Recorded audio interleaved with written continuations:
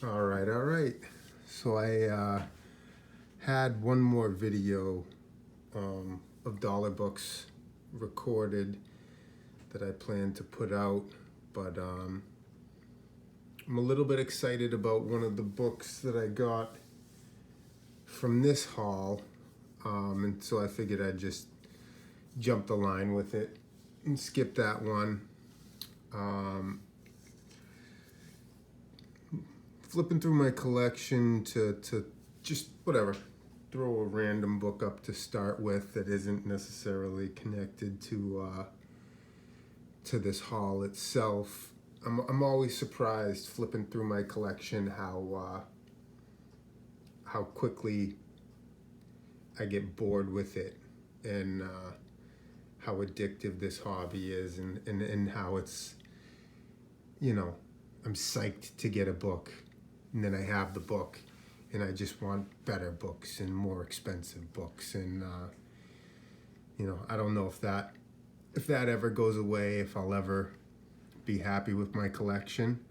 For me, part of the fun is just trying to upgrade it, trying to get better books. Like, you know, you can only read a book, look at a book, flip through a book so many times. So for me, it's more the hunt. I think that really gets me excited. But anyways, this is Spawn number one, the newsstand edition. It's a pretty nice copy. And I still had my childhood Spawn number one that happened to be a direct edition. I don't think there was a comic shop where I grew up, so a lot of what I did buy were newsstands back then. But I didn't have the newsstand of this, and I don't know. This was probably right around the pandemic, that I saw this go up on eBay, and I don't recall exactly, but I think I got it for like $25. So I just sold my childhood copy and replaced it with this. So I was pretty happy to basically swap the direct edition for this newsstand edition. We all know how many of these were printed. So if I'm gonna have one, I'd rather have the newsstand. But so I found this listing on Facebook, and if I'm being honest, there wasn't really anything in the picture that screamed you have to buy these. In the description, they mentioned some like 1950s EC horror. They had 400 books that they wanted $200 for. And if whatever, with some golden age in there, it seemed like a no-brainer. So I figured I at least had to go and take a look. You guys can give me your opinion of how you think I did. I mean, I gave him his asking price. Was that too much? Was it too little? I went into it thinking that if there were that many golden age comics, I might have to offer him more. I'm a cheapskate, and that kind of doesn't, isn't my first instinct to pay more. But it seemed like it might be a situation where I might have to do that. Obviously, I didn't, but these are the things I was thinking heading into it. And so right here is the first book that I could actually see in the listings that actually, that made me question whether or not this person really knew what they had or not. And this is obviously not a 1950s EC It's a like a 1992 reprint. So I went into it knowing that it could definitely be a swing and a miss, but right, there's only one way to find out. Now this was a very, very heavy.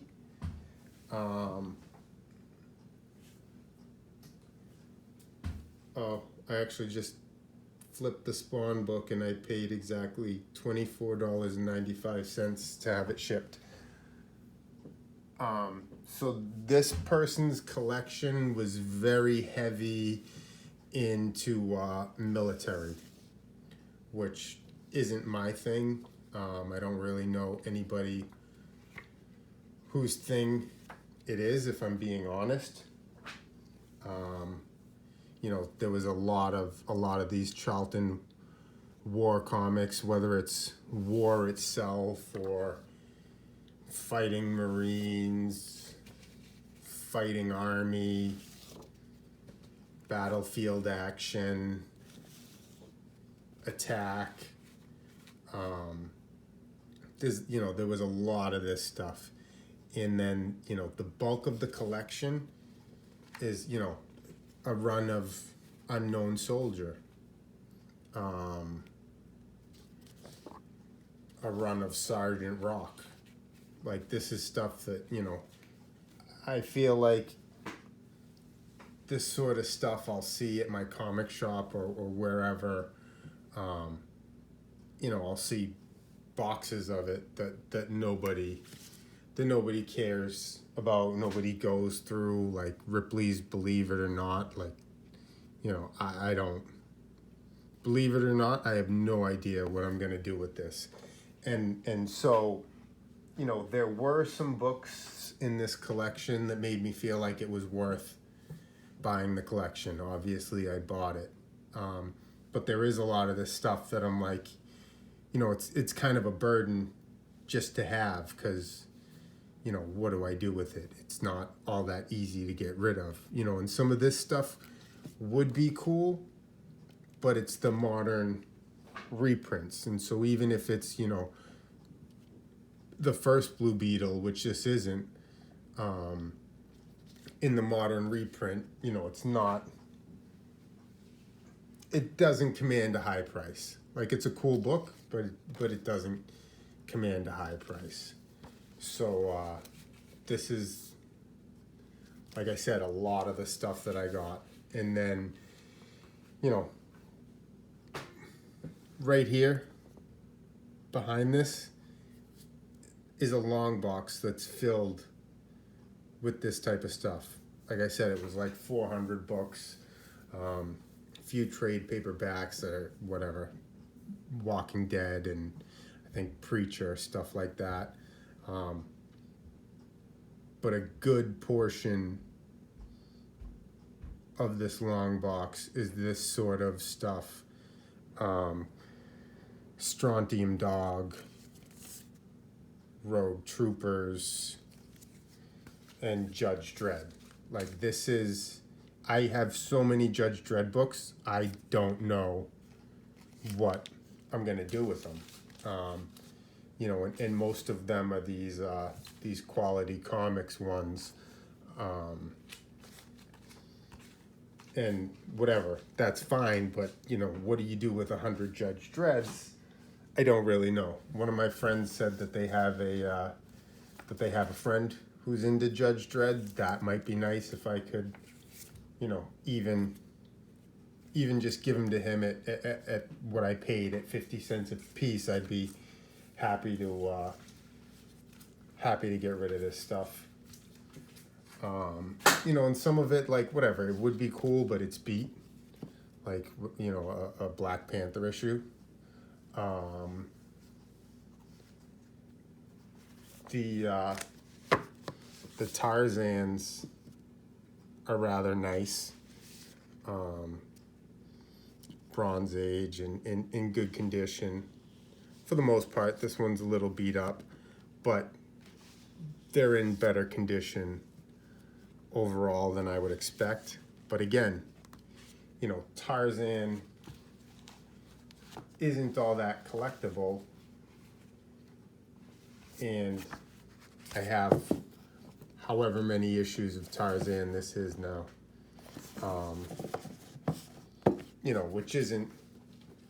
Which isn't what I set out to do, but nonetheless, it's what happened.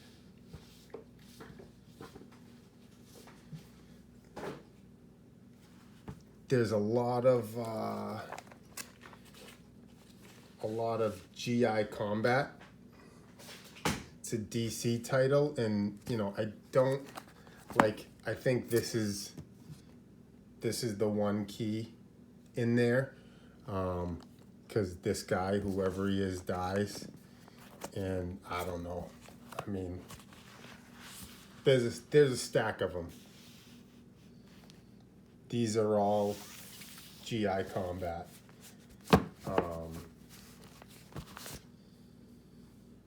So again, a lot of this stuff just seems to me like work to get rid of, right?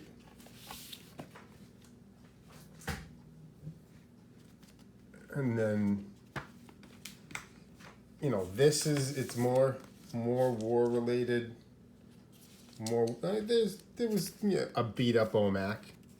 Whatever. It's issue 6. Nobody cares about that, but it's in Jack Kirby. A little different than what's primarily in here. And then there were these DC Weird War Tales, which I'd have to say interests me more than the majority of what's in here. And unfortunately, this is a pretty beat copy, but this is the first appearance of the Creature Commandos, which was whatever. It's an altered battalion of fighting battalion that they turned into horror monsters, essentially. They made a Frankenstein and like a man-wolf and a vampire, and later on in here they introduce a Medusa character. Her first appearance, I believe her first appearance is this issue. But right here's your first look at her on the cover, and then this is, a better cover of her. So there's a lot of, not a lot, but there's a fair amount of these. And like I said, these, I don't mind owning. They,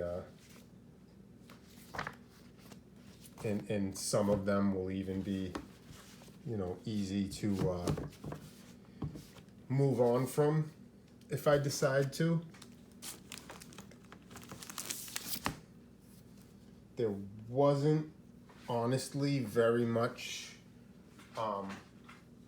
Marvel in here at all. There was a little bit. There was some Spider-Man issues, like random issues that were just, pretty beat up. This is, What If number 5, Marvel 2-in-1 number 7, Red Sonja number 1. Like, that's a cool book. I was glad to find that in there. Marvel feature, Red Sonja number 1. This one's pretty beat up, but still, whatever. I mean, I would probably purchase that at 50 cents. G.I. Joe number 6.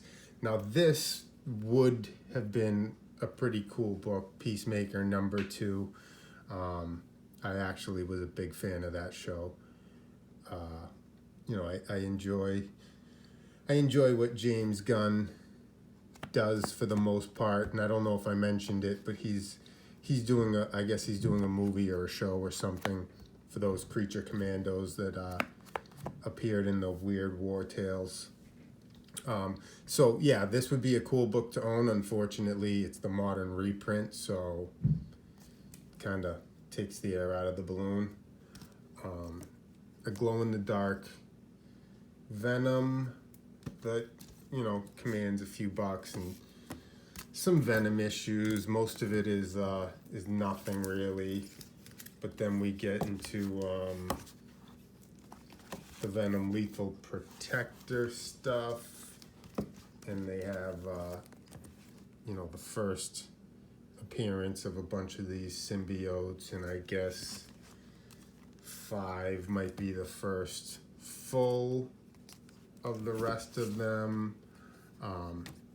You know, and again, this is all like this is all stuff I would 100% buy at 50 cents a piece. So, you know, I'm good with all of this.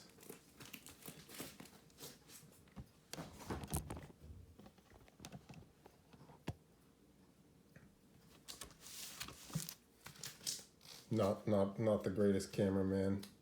Not really sure if this YouTube is gonna be a thing or not. Like I said, I watched a lot of haul videos early on, and I appreciated that people took the time to put them out. So I figured I'd put some out.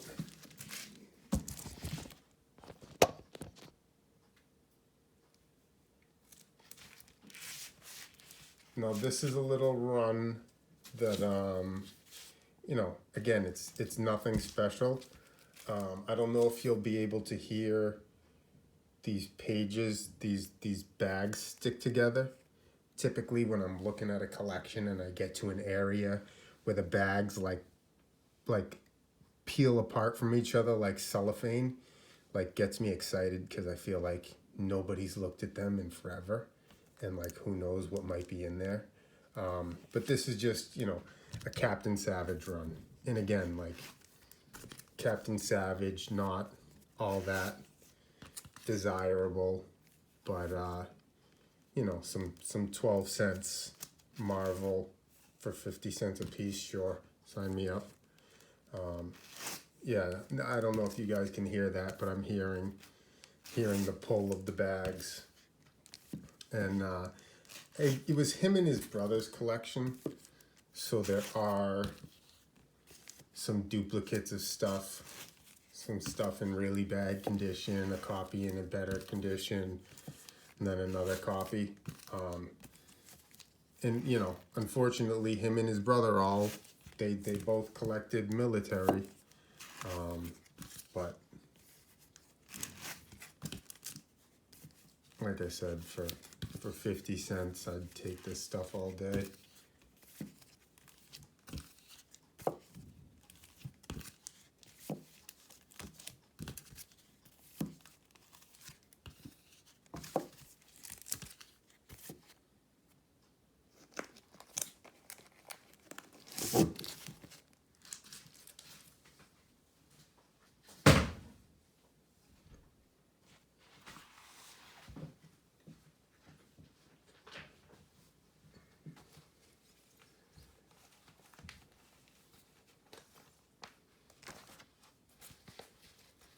Yeah, some Sergeant Fury, Combat Kelly.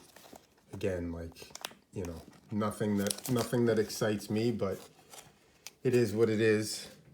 It's the price of doing business. Take the good with the bad. You know, this is, when was this published? It's a 25-cent cover, but it was published in 1952. Western Roundup by Dell. You know, it's not anything that's like super desirable, but it's definitely collectible. I'm sure there's somebody out there who would love to own it. Here's a 10-cent Daredevil not to be confused with the other Daredevil, but Daredevil Charles Biro artwork. Um, Somebody was telling me that he's, in his opinion, the next artist to watch out for. This guy collects mainly Golden Age, Golden Age romance, which, you know, again, that's not my cup of tea, but he's he goes through a lot of books, and he speaks highly of that artist. Here's a Crime number 132, another Biro cover. But these right here, these are the books I'm excited about. These are the books that made it worth it for me to purchase this collection. You know, there was some cool stuff in this collection that, like, you know, I didn't go through every book.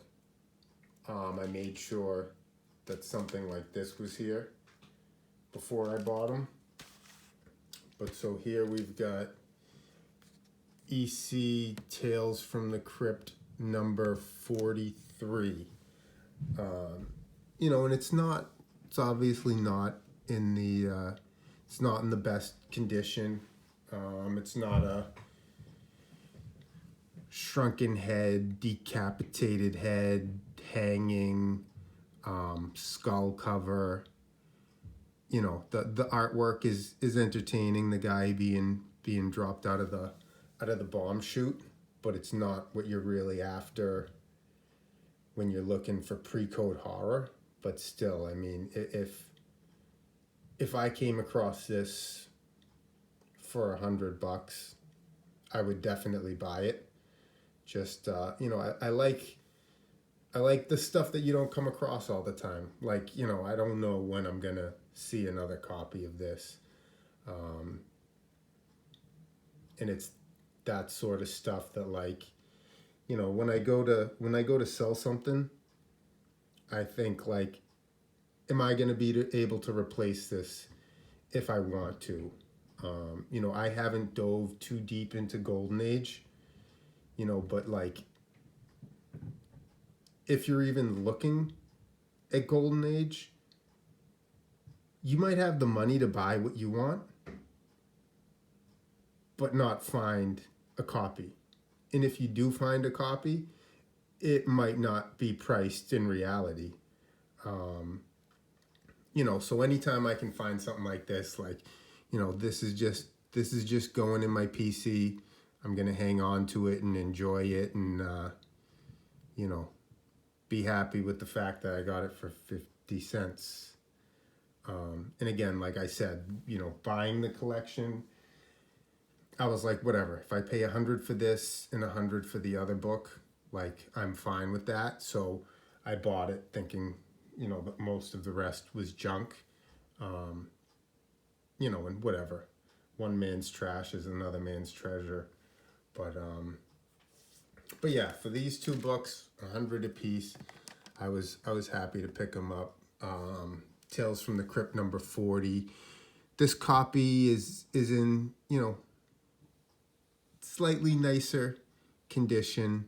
You know, I definitely like the colors of the cover better, and you know, I think the subject matter is a little better as well. For when you're looking at pre-code horror stuff, you know, you got some bones and some rotting flesh and some agony, and you know, the beginning of a skull forming there. I'm not exactly sure why this guy is, I mean, I guess he's being eaten by a clam, digested by a clam. I guess that's what's happening. But yeah, you know, like, this is the sort of thing that keeps me even looking at these Facebook listings or going to yard sales and and stuff like that. Like, 50 cents for Tales from the Crypt. I'll take that any day. I'll take that any day. You guys can let me know what you think. Did I pay too much? I don't think so. Somebody might think that. Was what I paid fair? I think it was. I mean, he was happy. He was happy to get rid of it. He was happy that somebody else was going to appreciate it. I mean, I shouldn't. He was happy that the next person appreciated it. He definitely wouldn't have minded keeping it. But he also said, like, he's like, if you find something in there, great. He's like, I'm not gonna piece this out and sell it individually. Like, I just wanna free up the space and make sure they go somewhere that they're gonna be appreciated. So I think in that manner it worked out for everybody. You could possibly think that I could have offered him a little more. But again, like I said, like a lot of this stuff, it's, to me, it's just work.